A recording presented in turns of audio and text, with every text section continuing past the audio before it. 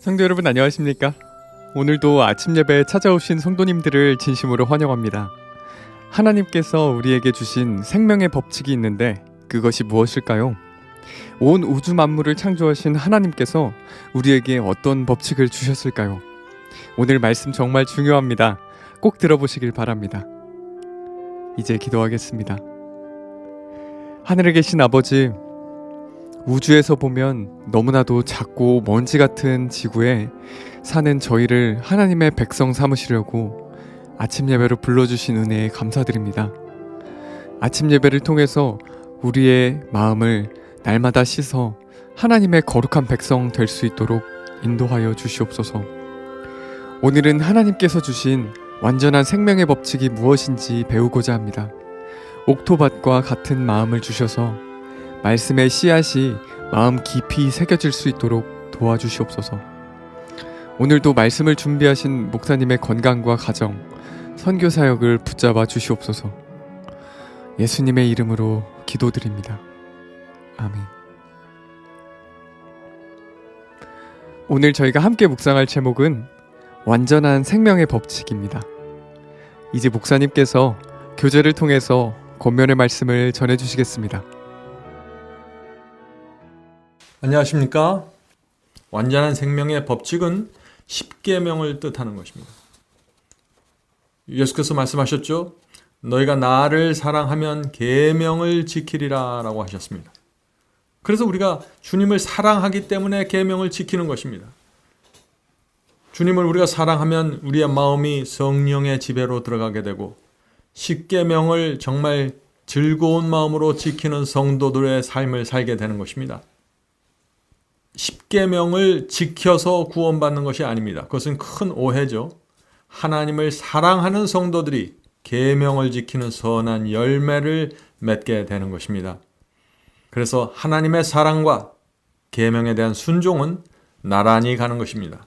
자, 오늘 본문 성경절 읽겠습니다. 이에 하늘에 있는 하나님의 성전이 열리니 성전 안에 하나님의 언약궤가 보이며.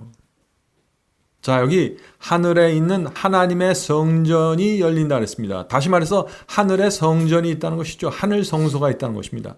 그리고 성소 안에 뭐가 있다 그랬어요? 하나님의 언약궤, 십계명이 있다는 것입니다. 성도 여러분, 십계명은 신의 산에서만 그 지상 성소에만 있었던 게 아니라 하늘 성소에 하나님의 언약궤, 다시 말해서 법궤 속에 십계명이 있다는 것입니다. 오늘 많은 그리스도인들이 이 말씀의 의미를 잘 모릅니다. 왜냐하면 두 가지 성소가 있다는 것을 모르는 것입니다.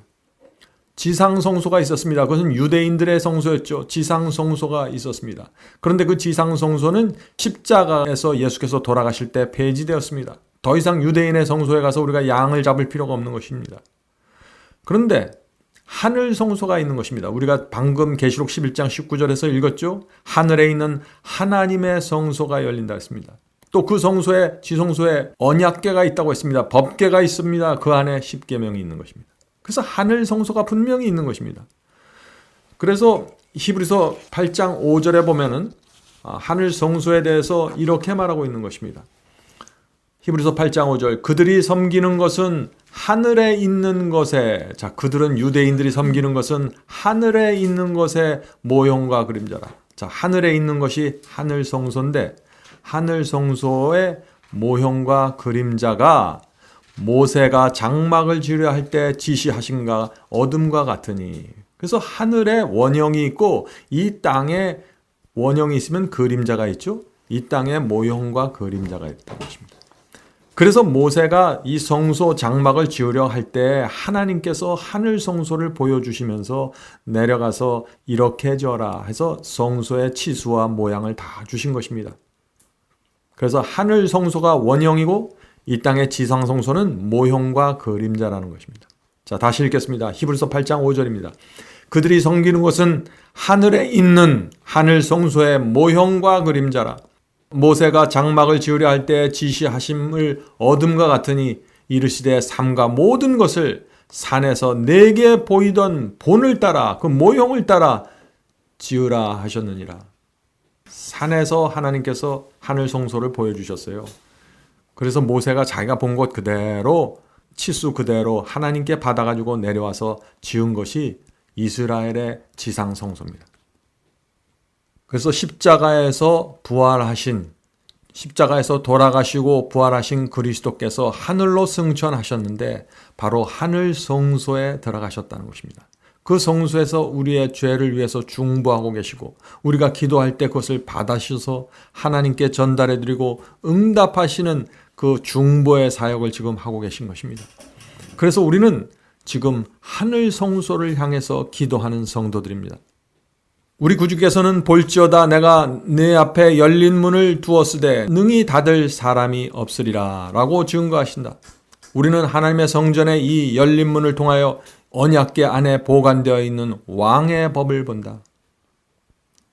자, 지금 여기서 계시록 3장 8절에 열린 문이라는 말이 나오죠?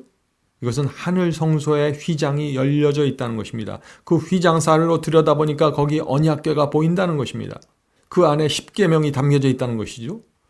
그래서 우리는 하나님의 성전에 이 열린 문을 통하여 언약궤 안에 보관되어 있는 왕의 법을 본다. 자, 왕의 법이 무엇인가요? 하늘 왕의 법입니다. 십계명입니다. 그 십계명이 어디 있다 그랬어요?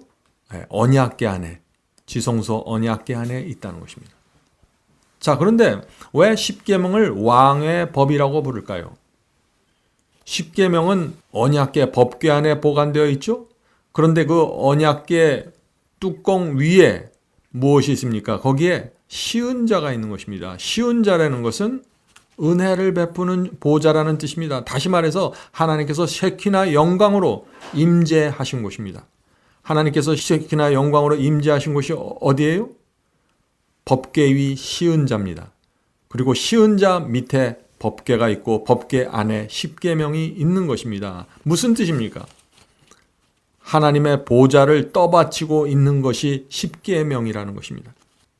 하나님께서 그렇게 성소를 지으라고 명하신 것입니다. 왜 그렇게 했을까요? 피조물이 십계명을 지키지 않으면은 하나님의 권위를 부인한다는 것입니다. 그래서 우리가 하나님의 계명과 말씀에 순종한다는 것은 우리가 하나님의 보좌의 권위를 인정합니다. 나는 내 마음과 삶을 당하여 하나님의 권위를 인정합니다. 라고 말하는 것입니다. 어떻게 해요? 하나님의 계명을 지킴으로써.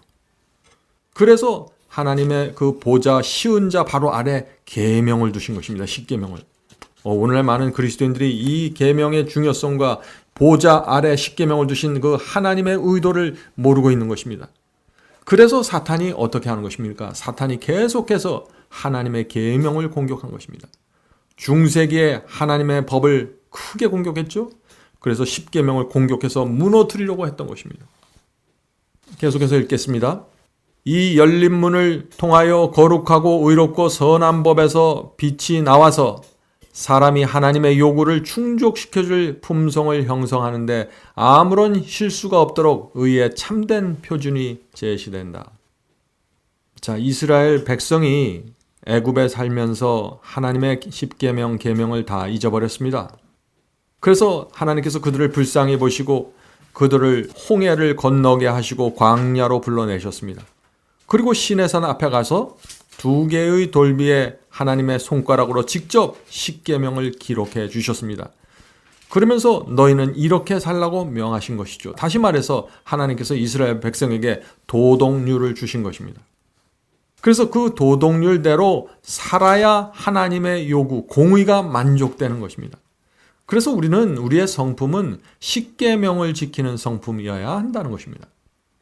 오늘 많은 분들이 친절하고 온유하고 부드러워요. 그런데 이상하게 십계명은 지키지 않으려고 하는 것입니다. 그것은 하나님의 권위에 대한 도전입니다. 내가 아무리 착하고 선하고 온유하다고 해서 하나님의 계명을 지키지 않으면 그건 아무것도 아닙니다. 세상 사람들 중에서도 온유하고 겸손한 사람들이 많아요. 그런데 그들은 하나님의 계명을 지키지 않죠. 그리스도인의 특징과 그리스도인만의 그 고유한 성품은 십계명을 지키는 충성스러운 삶에서 나오는 것입니다. 그래서 십계명의 4계명은 하나님을 위한 계명이죠. 너희가 하나님을 사랑하면 이런 계명들을 지킬 거야 하고 하나님께서 주신 계명입니다. 또 사람을 향한 계명이 있는 것입니다. 너희가 사람을 정말 사랑하면 너희들이 부모를 공경하고 거짓말하지 않고 간음하지 않으면서 이런 계명들을 지키게 될 거야 라고 주신 것입니다. 그래서 십계명은 하나님의 사랑과 하나님의 마음과 이스라엘 백성들에 대한 하나님의 호소가 담겨져 있다 하는 것입니다. 죄는 율법에 의해서 정죄를 받는다.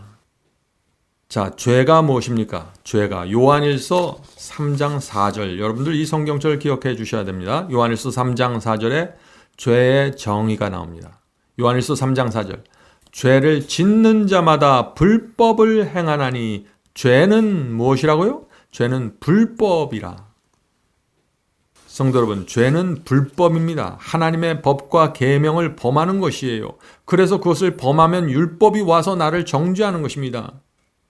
그래서 우리가 율법의 정죄를 받지 않고 죄책감을 갖지 않고 살려면은 하나님의 법에 순종하는, 마음과 몸이 순종하는 삶을 살아야 된다는 것입니다. 우리는 죄를 버려야 한다. 교만과 이기심은 마음이 온유하고 겸손하신 그분을 몰아내지 않고서는 품성 가운데 있을 자리를 발견할 수 없다. 자, 이 말이 무슨 뜻입니까? 마음에서 우리가 예수님을 밀어내면은 교만과 이기심이 나타나게 된다는 것입니다. 자, 우리가 어떻게 예수님을 우리 마음속에서 밀어낼까요? 하나님께서 말씀하신 그 말씀과 계명을 지키지 않으면은 우리가 예수님을 밀어내는 것입니다. 왜냐하면 그 말씀과 계명을 주신 분은 하나님 예수님이니까 그렇습니다. 둘 중 하나입니다. 죄가 들어오면은 그리스도께서 나가고 그리스도께 들어오면은 죄가 나가는 것입니다. 그래서 그리스도께서 우리 마음에 거하시면 교만과 이기심이 사라지는 것입니다. 성도 여러분, 우리가 의도적으로 하나님의 말씀과 계명을 지키지 않으면, 하나님의 뜻이 무엇인지 알면서 지키지 않으면은 예수께서 우리 마음속에 거하실 수 없는 것입니다. 왜냐하면 그 하나님을 대적하는 정신과 예수님은 함께 우리 마음속에 있을 수가 없는 것이죠. 둘 중 하나를 우리가 받아들이게 되는 것입니다. 하나님의 율법은 품성을 시험하는 표준이다. 자, 여기 또 중요한 말씀이 나오죠. 하나님의 율법, 하나님의 계명에 순종하는가 하지 않는가가 우리의 품성이라는 것입니다. 그 사람의 품성은 하나님의 뜻에 순종하는 품성인가 아닌가가 어떻게 결정돼요? 하나님의 말씀과 계명에 순종하는가 아닌가로 결정되는 것입니다. 성도 여러분, 하나님의 십계명을 지키지 않는다는 것은 내가 하나님의 뜻대로 살고 싶지 않다는 것입니다. 그래서 우리가 하나님의 계명과 말씀 앞에 서면은 우리의 품성이 그대로 드러난다는 것입니다. 그래서 하나님의 계명이, 하나님의 말씀이 우리의 마음을 시험하고 테스트한다는 것입니다. 성도 여러분, 우리가 하나님의 말씀과 계명 앞에 나갔을 때 여전히 마음에 평안이 있고 주의 사랑이 내 안에 머물 때, 그때 하나님의 율법이 내 마음에 새겨져 있는 그런 상태가 되는 것입니다. 계속해서 읽겠습니다. 마음은 최고한 자유의 율법, 곧 성령께서 심령을 감동시켜 명백히 깨닫게 하시는 율법에 순종하지 않으면 안 된다. 죄를 추방하는 일은 영원히 자신의 가장 고상한 능력을 활용하여 스스로 해야 한다. 성도 여러분, 우리가 하나님의 계명을 지키려면은 그게 내 힘으로 내 뜻대로 열심히 한다고 지켜지는 것이 아니에요. 첫 번째 여기 뭐라고 말씀하셨습니까? 성령께서 우리의 마음을 감동시켜 줘야 됩니다. 그리고 그 율법의 뜻이, 율법이 요구하는 바가 무엇인지 정확하게 우리 마음속에 알려주셔야 되죠. 그렇게 되면 우리 마음속에서 그것을 지키고 싶다는 소원이 생기고 지켜야 된다는 마음이 생기는 것입니다. 그래서 이 모든 것이 죄를 추방하는 일은 영원히 자신의 가장 고상한 능력을 활용하여 스스로 해야 할 일이다 라고 했죠.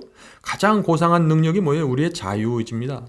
성령께서 우리의 자유의지, 마음을 감동시켰을 때 우리 스스로 죄를 추방하고 물리쳐야 된다는 것입니다.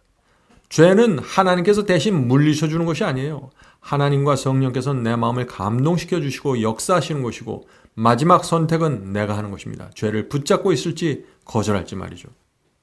시내산에서 주신 하나님의 율법은 무한하신 하나님의 마음과 뜻의 사본이다. 거룩한 천사들은 그것을 신성하게 받든다. 자, 여기 이 말씀에서 무엇을 뜻합니까? 십계명은 하나님의 마음과 뜻이라고 했습니다. 십계명 이퀄 하나님의 마음과 뜻입니다. 왜 이런 등식이 성립하게 될까요? 자, 우상 숭배하지 마라. 하나님의 마음이고 뜻이라는 것입니다. 그것이.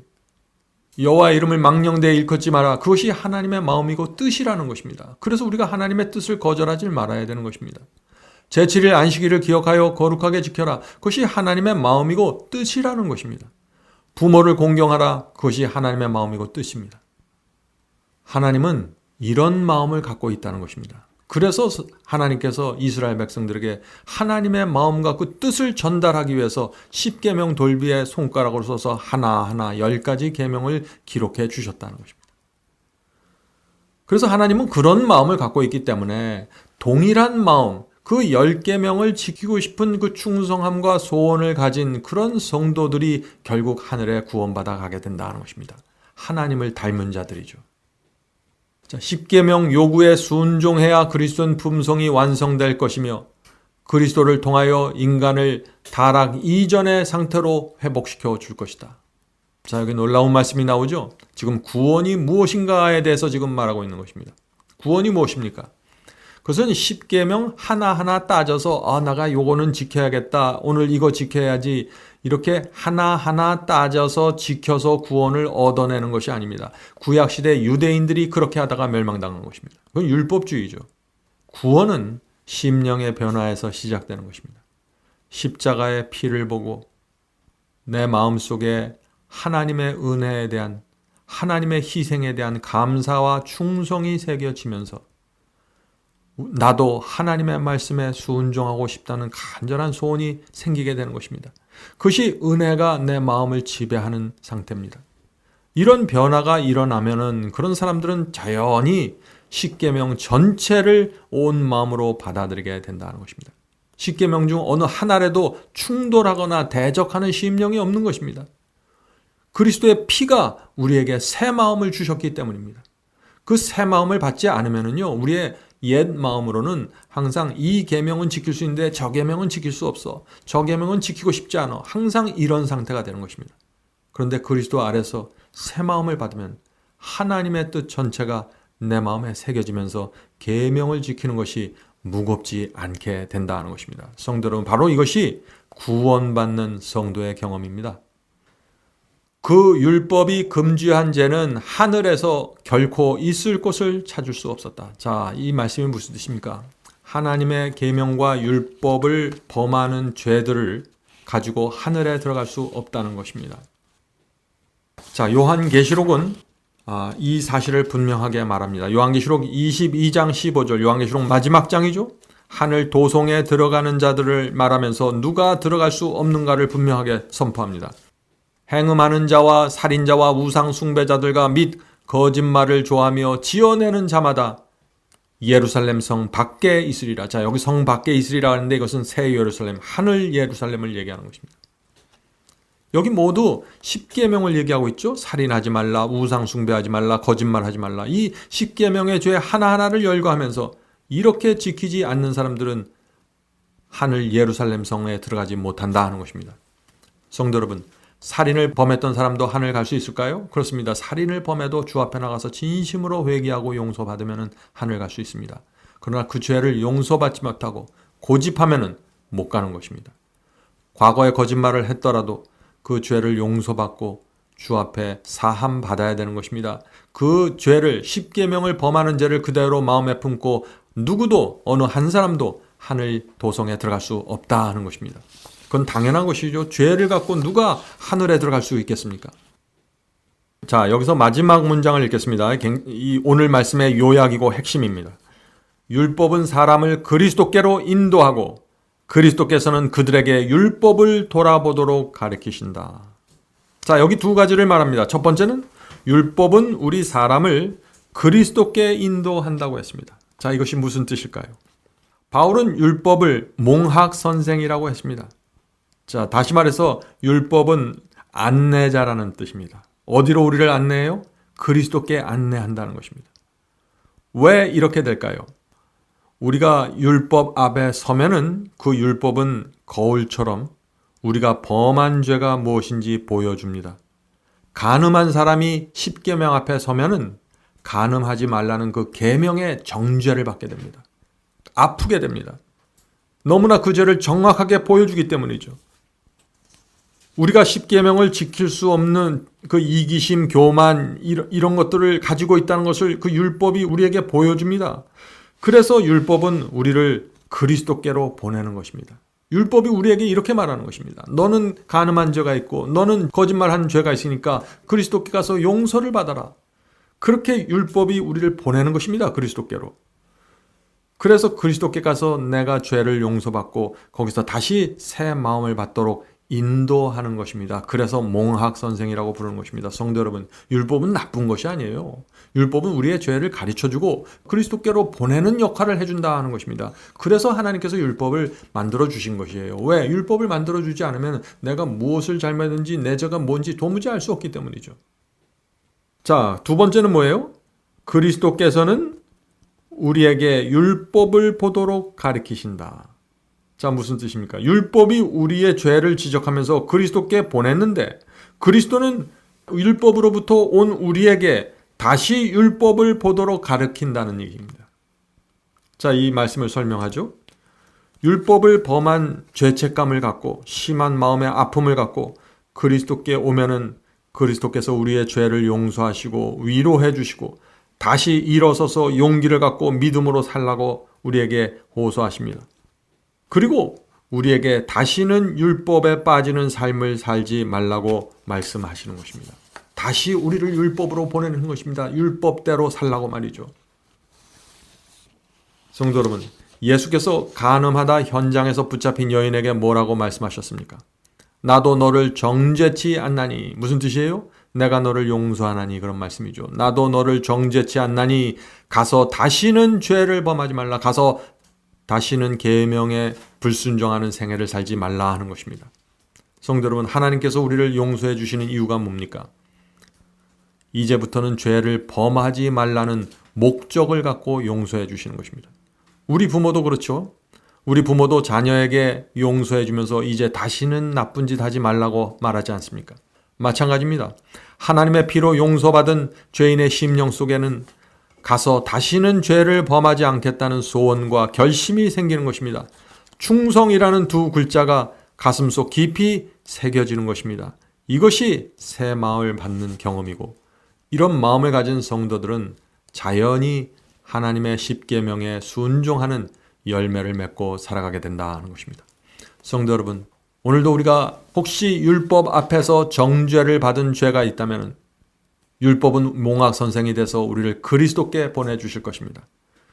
그러면 우리는 그리스도 앞에 가서 죄를 고백하고 사함을 받고 영혼의 평강을 얻고 가서 다시는 죄를 범하지 말라는 그리스도의 호소를 들으면서 다시 율법 앞에 가서 내 마음을 비추면서 율법을 묵상하는 아름다운 생애를 살게 되는 것입니다. 자, 이제 기도하고 마치겠습니다. 하늘에 계신 아버지, 저에게 귀한 복음을 주셔서 감사합니다. 율법은 우리를 정죄하는 역할만 하는 것이 아니라 몽학 선생이 돼서 우리를 그리스도께 인도한다는 사실을 잊지 않도록 도와주시옵소서. 그리스도 앞에 가서 죄 사함을 받고 영혼의 평안을 다시 회복하고 다시 일어서서 주께서 주시는 위로와 평강을 갖고 다시 율법을 묵상하면서 사는 아름답고 거룩한 생애가 우리 속에 이루어질 수 있도록 도와주시옵소서. 하늘에 계신 아버지, 오늘 나온 성도들 중에 몸이 아픈 영혼들이 있습니다. 또 마음에 깊은 상처를 받은 영혼들이 있습니다. 위로해 주시옵소서. 이 세상에 살면서 성령께서 주시는 그 향유의 기름이 없다면 저희가 이 세상을 상처투성이로 살 수밖에 없습니다. 주여, 성령으로 저희를 위로하고 상처를 싸매 주셔서 회복되는 기적이 일어날 수 있도록 도와주시옵소서. 예수님의 이름으로 간절히 기도드립니다. 아멘.